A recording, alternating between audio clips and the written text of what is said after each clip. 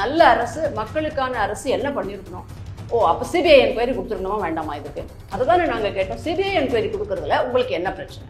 அரசுக்கு என்ன பிரச்சனை? யாரை காப்பாற்ற முனைகிறது அரசு? பாதிக்கப்பட்ட மாணவி, இந்த மாதிரி ஆயிரக்கணக்கான போக்சோ வழக்குகளை இன்னும் யாரும் அப்பீல் போகக்கூடாது, யாரும் இதை பத்தி வெளியில வந்து சொல்லக்கூடாதுன்றதுக்காக நீங்க இதை பத்தி பேசினாலே கோர்ட் கண்டெம்ட் ஆகும் பயமுறுத்திருக்கீங்களா? இந்த பனங்காட்டு நரிகளின் சலசலப்புக்கெல்லாம் அதிமுகவோ நானோ ஒருபோதும் அஞ்ச மாட்டோம். தனியார் தொலைக்காட்சியில நீங்களே பார்த்திருப்பீங்க. அவர் நான் கேட்கிற கேள்வி, மா சுப்பிரமணியன் அந்த அவனுடைய ஞானசேகரனுடைய படுக்கை அறையில் பிரியாணி சாப்பிட்டு கொண்டிருந்தாரு, துணை மேயர் மகேஷ் சாப்பிட்டு கொண்டிருந்தாரு, அவர்கள் ஏன் இதுவரை மறுக்கவில்லை? ஞானசேகரனுடைய வீட்டு படுக்கை அறை சசிரேகாவுக்கு எப்படி தெரியும்? என்ன கேள்வி இது? அப்ப நீங்க இதே கேள்வியை கோர்ட்ல நடத்திருந்தா நீங்க போய் ஜட்ஜை கேட்பீங்களா? இவங்க திமுக காரணங்களாம் நான் பிரியாணியை போய் பாத்ரூம்ல சாப்பிடுவீங்க.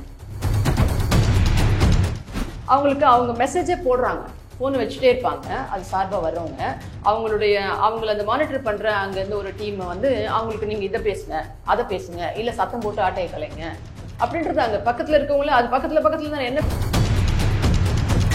நான் ஒரு வழக்கறிஞர், நான் ஒரு செய்தி தொடர்பாளர், ஒரு கட்சியின் அங்கீகரிக்கப்பட்ட செய்தி தொடர்பாளர், ஒரு ரெப்போர்ட்டர் டெலிவிஷன்ல உட்காந்து நியாயமான கேள்விகளை நாங்கள் எழுப்பி கண்டிருக்கிறோம்.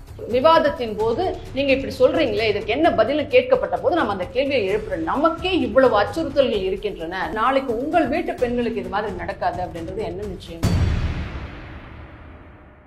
நாளை நமது நேயர்களுக்கு வணக்கம்.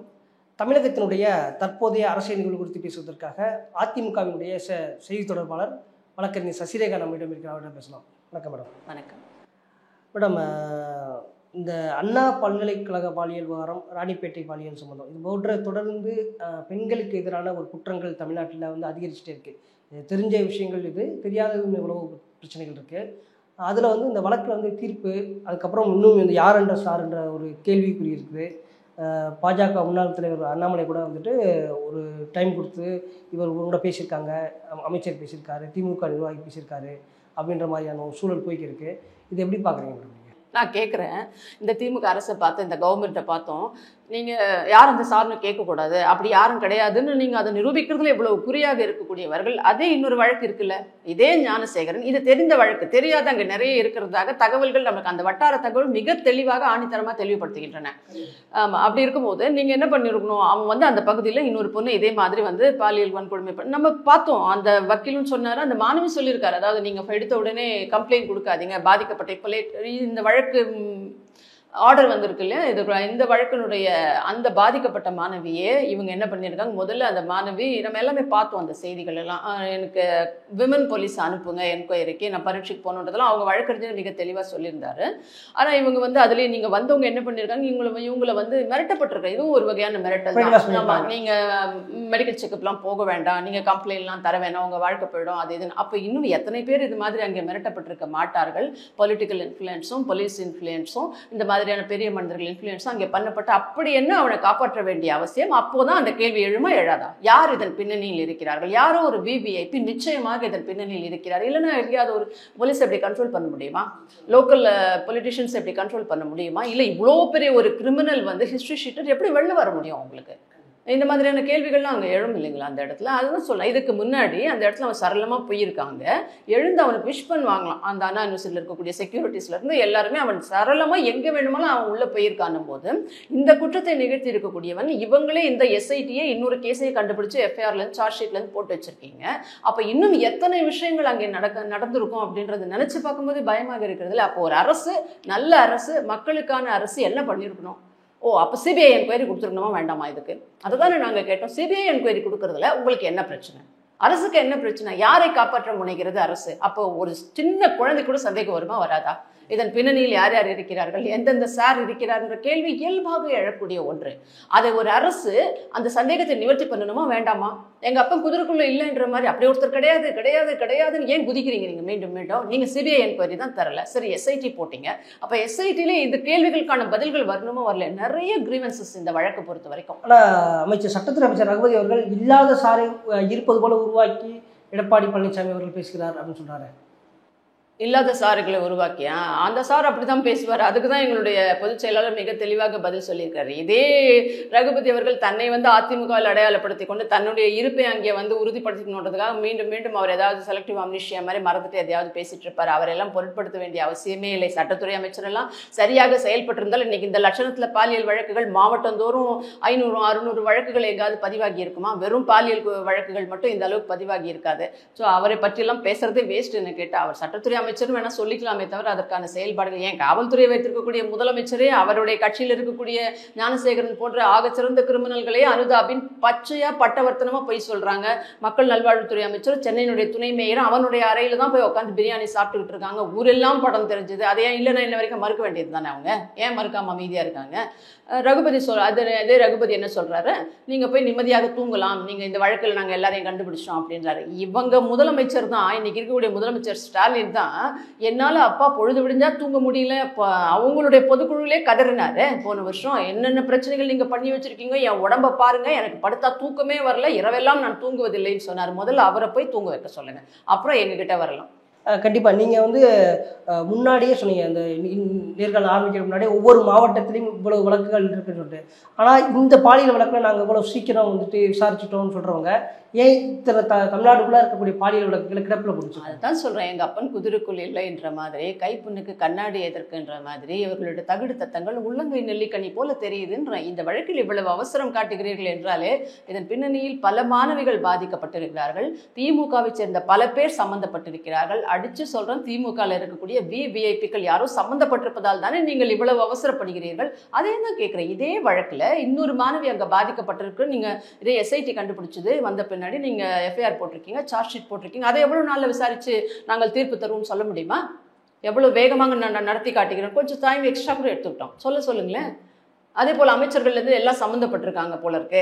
அவன் வீட்டில் எந்த அளவு நெருங்கிய தொடர்பில் இருந்தால், இந்த பாலியல் வழக்கில் சம்மந்தப்பட்டிருக்காங்களா இல்லைன்றது கூட இல்லை, அவனோட எந்த அளவு தொடர்பில் இருந்து அவனுக்கு எந்த அளவு ரெக்கமெண்ட் பண்ணி இந்த அளவு அவன் செயல்படக்கூடிய அளவுக்கு மாணவிகளோட சரளமாக இந்த மாதிரி தொடர்ந்து அங்கே இந்த மாதிரியான மொலஸ்டட்லேருந்து பாலியல் குற்றச்சாட்டுகள் அந்த பல்கலைக்கழகத்திலே அந்த பகுதியில் இப்படி நடக்கக்கூடிய அளவுக்கு அவனுக்கு தைரியம் வந்திருக்கிற இந்த ஆட்சியில் 4.5 ஆண்டு காலம்னா இதன் பின்னணியில் யார் இருக்கிறார்கள்ன்ற கேள்வி எழுமா எழாதா?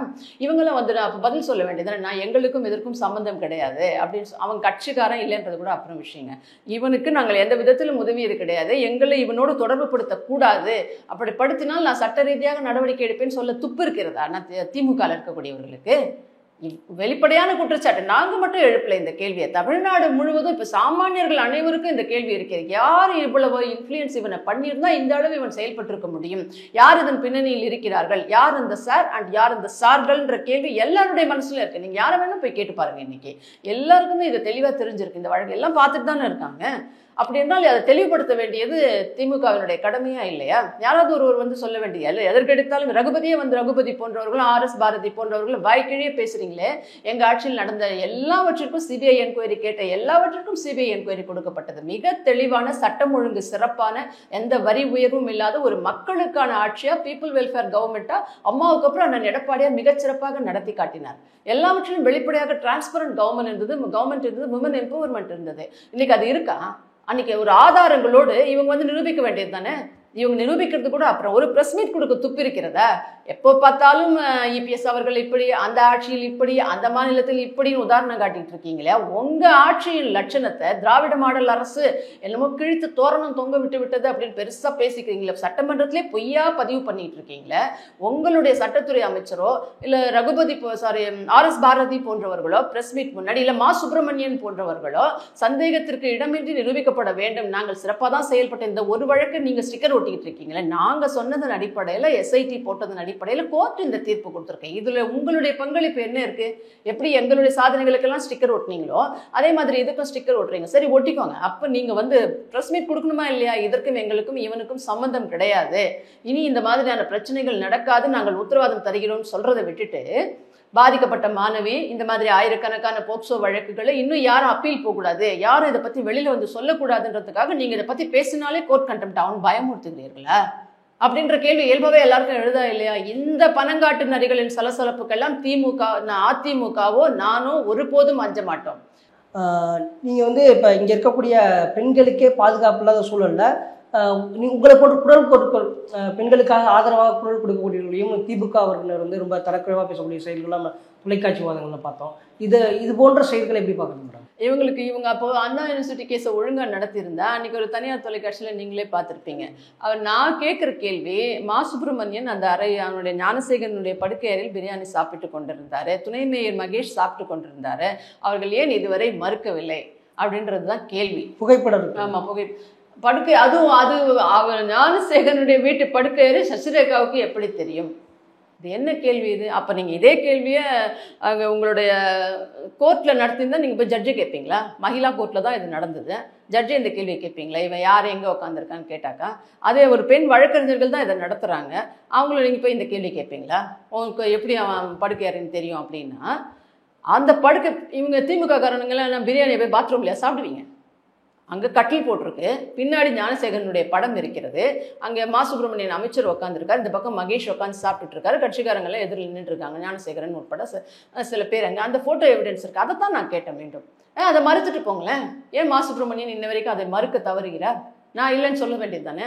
இல்லை அது ஞானசேகரன் வீடு இல்லை, ஏன் ரூம்னு சொல்ல வேண்டியது தானே? அவரை ஏதாவது ஒன்று சொல்லிட்டு போங்க. எங்கே இருந்தீங்களா? ஏன் இன்ன வரைக்கும் மறுக்கல? ஏன் பேசவே இல்லை? ஆனால் அதை பற்றி பேசினாலே அவங்களுக்கு கொலைவெறி வந்து விடுகிறது. தொலைக்காட்சி விவாதங்களில் கொலைவெறி வந்து விடுகிறது அந்த செய்தி தொடர்பாளர்களுக்கு. அவங்க மெசேஜே போடுறாங்க, ஃபோன் வச்சுட்டே இருப்பாங்க, அது சார்பாக வர்றவங்க அவங்கள அந்த மானிட்டர் பண்ணுற அங்கேருந்து ஒரு டீமை வந்து அவங்களுக்கு நீங்கள் இதை பேசுங்க, அதை பேசுங்க, இல்லை சத்தம் போட்டு ஆட்டையை கலைங்க அப்படின்றது அங்கே பக்கத்தில் இருக்கவங்களே. அது பக்கத்தில் தான் என்ன பெரிய இடைவெளி இருந்திருப்போது கஷ்டம் அங்கே உட்கார்றதுல. அவங்களுக்கு ஃபோனில் செய்தி வருது, அதை அவங்க பார்த்துட்டே சொல்கிறாங்க எங்களுக்கு அதுக்கப்புறம் ஷோ முடிஞ்சு இந்த மாதிரிலாம் வந்திருக்கு அவங்களுக்கு அப்படின்றது மேலிடமே சொல்லுது. அது நான் கேள்வி அங்கே கேட்கும்போது இவருக்கு எப்படி தெரியும்னா, அங்கதான் மாட்டிருக்கேன், லட்சணம் ஊருக்கே தெரிஞ்சிருக்கேன், இது என்ன சசிரேகாவுக்கு எப்படி தெரியும்னா என்ன கேள்வி இது? ஒரே ஓன்னு கத்த வேண்டியது, அங்கே இருப்பவர்களும் அமைதியாக இதை வேடிக்கை பார்த்து கொண்டிருக்க வேண்டியது. தொலைக்காட்சியினர்லேருந்து, சினிமா துறையிலேருந்து, போலீஸில் இருந்து, உளவுத்துறையிலேருந்து, மக்கள்லேருந்து எல்லாமே மிரட்டி வச்சிருக்கு இந்த கவர்மெண்ட். யாருமே செயல்படாத மாதிரி. இப்போ நீங்கள் மீடியாவா, நீங்கள் இவர்களுக்கு எதிராக இவங்களுக்கு பேச வாய்ப்பு கொடுத்தீங்கன்னா, இவங்களை பேச விட்டீங்கன்னா லாஜிக்கலான கேள்விகள் சசிரேகா போன்றவர்கள் எழுப்பும் போது நீங்கள் வந்து அமைதியாக இருக்கணும். எங்கள் ஆளுங்க காட்டு கத்துவாங்க, அவங்களையே நாங்கள் அப்படியே அவதூறாக பேசிடுவோம். எதிர்கட்சி தலைவர் சொல்கிறாரு அப்படின்னா உடனே அவர் தான் இதை செய்திருப்பார் அப்படின்னு வேண்டியது. இப்படி இருக்குது, உனக்கு தெரியுமா அந்த படுக்கை அப்படி? இது எவ்வளவு பெரிய ஒரு பெரிய குற்றம்னு நீங்கள் பாருங்கள். இது எவ்வளவு பெரிய தவறு இது. ஒரு செய்தி தொடர்பாளராக ஒரு அங்கீகரிக்கப்பட்ட கட்சியினுடைய எதிர்கட்சியினுடைய பிரதிநிதியாக நம்ம அங்கே போய் உட்கார்றோம். இன்னைக்கு மீடியா இன்னைக்கு நேத்தா இருக்கு, 4வது தூண்னு சொல்லப்படுற மீடியாவே இதை வெளிக்காட்டலன்னா இந்த ஆட்சி லட்சணம் எப்படி இருக்குங்க? இவங்க எந்த அளவு கொடுங்கோல் ஆட்சி நடத்தி கொண்டிருக்கிறார்கள்னு பாருங்க. இதை பார்த்துட்டு ஒரு முதலமைச்சரும் சம்பந்தப்பட்ட துறையினரும் அமைதியாக இருக்கிறார்கள். இது எவ்வளவு கேவலம் இது. அப்ப எந்த அளவுக்கு களத்துல நிலவரம் மோசமா இருக்கும்னு நீங்க பாத்துக்கோங்க. நான் ஒரு வழக்கறிஞர், நான் ஒரு செய்தி தொடர்பாளர், ஒரு கட்சியின் அங்கீகரிக்கப்பட்ட செய்தி தொடர்பாளர், ஒரு ரெப்யூட்டட் டெலிவிஷனில் உட்காந்து நியாயமான கேள்விகளை நாங்கள் எழுப்பி கண்டிருக்கிறோம். எதிர்கட்சிகள் மக்கள் எழுப்புகின்ற கேள்வி, மக்கள் மனதில் இருக்கின்ற கேள்விகள், அதை நம்ம வந்து இங்கே வந்து எழுப்புகிறோம். அதுவும் நம்ம வந்து விவாதத்தின் போது நீங்கள் இப்படி சொல்கிறீங்களே, இதுக்கு என்ன பதில் கேட்கப்பட்ட போது நம்ம அந்த கேள்வியை எழுப்புகிறோம். நமக்கே இவ்வளவு அச்சுறுத்தல்கள் இருக்கின்றன. அப்போ அதே போல் அரசியல் விமர்சகர்கள், நடுநிலையாளர்கள், திமுகவுக்கு ஜால்ரா போடுறதுக்காக வந்து உட்கார்றவங்களும் இந்த வேடிக்கை பார்த்துட்டு இருக்காங்கன்னா, நாளைக்கு உங்கள் வீட்டு பெண்களுக்கு இது மாதிரி நடக்காது அப்படின்றது என்ன நிச்சயம்? அவர்கள் இந்த மாதிரி அவதூறு பேச மாட்டார்கள். இந்த மாதிரி இந்த சட்டம் ஒழுங்கு சீர்கிட்டு இருக்கக்கூடிய நிலையில மாணவிகள் அவங்க வீட்டு குழந்தைங்களை எப்படி பள்ளிக்கு அனுப்ப முடியும், அவங்க வீட்டு பெண்களை எப்படி நாம கல்லூரிகளுக்கு அனுப்ப முடியும்ன்ற நிலைமை எல்லாரும் நினைச்சு பார்க்கணுமா வேண்டாமா? ஒரு வழக்கறிஞராக இருக்கக்கூடிய நம்மையே இந்த ஆட்சியின் லட்சணங்களை அவதூறுகளை எடுத்து சொல்லும் போதே இந்த மாதிரி வந்து மிரட்டுறாங்க அப்படின்னா, இந்த திமுக அந்த அளவுக்கு தருதலைகளை வளர்த்து வைத்திருக்கிறதுன்ற நான் அவங்களுடைய சிவாஜி கிருஷ்ணமூர்த்தி ஆகட்டும், இன்னும் பல பேர் செய்தி தொடர்பாளர்களாக இருந்தாலும் சரி, மேடையில் பேசக்கூடியவர்களாக இருந்தாலும் சரி, பெண்களை பற்றி கேவலமாக பேசும்போதெல்லாம் இவங்க என்ன நடவடிக்கை எடுத்தாங்க இது வரைக்கும்? இதை பற்றியெல்லாம் பேசுறதுக்கும் இவங்க கிட்ட, இந்த ஆட்சியில் திமுக கிட்ட பெண்கள் பாதுகாப்பை பற்றி நம்ம பேசுறதுன்றது ஒரு பைத்தியக்காரத்தனம். இவர்கள் ஆட்சி ஒழிஞ்சால் மட்டும்தான் இதை பற்றிலாம் பேச முடியும். மக்கள் இன்னும் ஒரு 9 மாதங்கள் வந்து ரொம்ப அமைதியாக பல்ல கடிச்சிட்டு பொறுத்துட்டு இருக்காங்க. வேற எதுவுமே இந்த ஆட்சியின் லட்சணத்தை பற்றி சொல்கிறதுக்கு கிடையாது. நம்ம அங்கே பேசும்போதே வந்து இந்த அளவுக்கு வந்து அவர்கள் அவதூறு பண்ணுறவர்களாகவும், என்ன கேட்குறோன்னே தெரியாமல் ஒரு பொது சபையில் ஒரு நாகரிகமாக எப்படி வார்த்தைகளை நம்மளுடைய அவங்க பக்கம் நியாயம் இருந்தால் தானே அவங்க அதை பேசுவாங்க. அவங்களுக்கு தான் அங்கேருந்து தகவல் வந்துடுது ஃபோனில், கத்து கலாட்டா பண்ணு, அவங்கள வந்து அவதூறாக பேசு, என்ன வேணா பேசு, பார்த்துக்கலாம் அப்படின்றது. அப்படி மீறி வந்து தொலைக்காட்சியில் இருக்கக்கூடியவர்களும் ஆங்கர்ஸும் மற்றவங்க அதை கண்ட்ரோல் பண்ணால் கூட அவங்களே மிரட்டக்கூடிய சூழலில் தான் இவர்கள் இருக்கிறார்கள். இன்றைக்கி டிவியில் மிரட்டுறாங்க, டிவியில் இருக்கிறவங்களையும் தொலைக்காட்சி சினிமா துறையிலையும் மிரட்டுறது. நான் சொன்ன மாதிரி போலீஸ்லேருந்து எல்லாரையுமே கவுன்சிலர்கள் லட்சணம் பாருங்கள். மக்களே வந்து கவுன்சிலர்களே வந்து கவுன்சிலர் புருஷன் இன்ஸ்பெக்டர் மிரட்டுறது ஆடியோக்களெல்லாம் நீங்கள் கேட்டீங்க. அப்போ இந்த ஆட்சியின் லட்சணம் என்னவா இருக்கும், யாருக்கு தான் பாதுகாப்பு இருக்கும் அப்படின்னு பார்த்துக்கோங்க. இப்படி தான் அவங்க நடந்துக்கிறாங்க. தொலைக்காட்சிகளில் போனாலே நம்ம கேட்குற கேள்விகளுக்கு இப்போ 520 வாக்குறுதிகள் கொடுத்தீங்க, 5 பிரகடனங்கள்னு சொன்னார். அதுபோல் சட்டம் ஒழுங்கு இந்த லட்சணத்தில் இருக்கிறது. அதே போல் இடியிலேருந்து சிபிஐலேருந்து எல்லாமே செக்ரட்டேரியட் வரைக்கும் வந்து விசாரிக்கிற மாதிரி நிலைமை இருக்குது. டாஸ்மாகில் பல்லாயிரம் கோடி ஊழல் நடைபெற்று கொண்டிருக்கிறது. பெண்களுக்கு பாதுகாப்பே கிடையாது.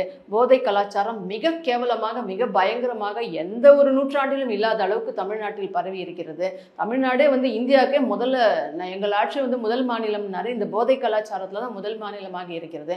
பெண்களுக்கு பாதுகாப்பு இல்லாத மாநிலங்களில் இப்போது முதல் மாநிலமாக தமிழ்நாடு வந்திருக்கிறது. பாலியல் வன்புணர்வுகள் நிறைய நடைபெற்றிருக்கக்கூடிய, அதுவும் திமுக காரங்களே நம்ம சொன்ன மாதிரி ஞானசேகரன்ல இருந்து தெய்வ செயல் வரைக்கும் தேவேந்திரன் அவங்க கட்சிக்காரனே பார்த்தீங்கன்னா, நீங்கள் செங்கல்பட்டு மாவட்டத்தில் இளைஞர் அணி அமைப்பாளராக இருந்தவன் ஒரு பொண்ணு பாலியல் வன்புணர்வு செய்த அண்ணனும் தம்பியும் தேவேந்திரன்றவன் அவங்களோட இளைஞர் அணி அமைப்பாளர் செங்கல்பட்டு மாவட்டம். அந்த பொண்ணும் தூக்கு போட்டு இறந்து போய்விட்டார். இவங்களுடைய கனிமொழி நடத்துகிற கூட்டங்களே பார்த்தீங்கன்னா பெண் போலீஸுக்கே பாதுகாப்பு கிடையாது. போலீஸே அடிக்கிற அளவு திமுக காரர்கள் இன்னைக்கு ரவுடிசம் தலை தூக்கி இருக்கிறது. இதுக்கெல்லாம் ரகுபதி என்ன சொல்ல போறாரு? முதலமைச்சர் காவல்துறை கையில் வச்சிருக்காரு, இது வரைக்கும் ஏதாவது பதில் சொல்லியிருக்காரா? வந்து கேட்டாக்கா அவங்களுக்கு நான் பதில் சொல்ல வேண்டிய அவசியம் இல்லை. எதிர்கட்சி கேள்வி எழுப்பினா, எதிர்கட்சி தலைவர் கேள்வி எழுப்பினா அவருக்கெல்லாம் நான் பதில் சொல்ல வேண்டியதில்லை. ஏன் துண்டு சீட்டு இல்லாமல் போயிடுச்சா? உங்ககிட்ட எழுதி கொடுக்கறதுக்கு ஆள் இல்லாமல் போயிடுச்சா? பார்த்து பதில் சொல்கிறதுக்கு எதுக்குமே வழி கிடையாது, வக்கு கிடையாது. இந்த ஆட்சியில் எல்லாரையும் எடுத்தெறிந்து பேசுவது, கேள்வி எழுப்புகின்ற எதிர்கட்சிக்கு அதானே அங்கே வேலை. எதிர்கட்சி தலைவர் அதைத்தானே சிறப்பாக மக்கள் பிரச்சனைகள் அதுதான் நம்ம தொலைக்காட்சிகள் விவாதம் எதுக்காக நடத்துகின்றன? மக்கள் பிரச்சனைகளே பேச வேண்டும்.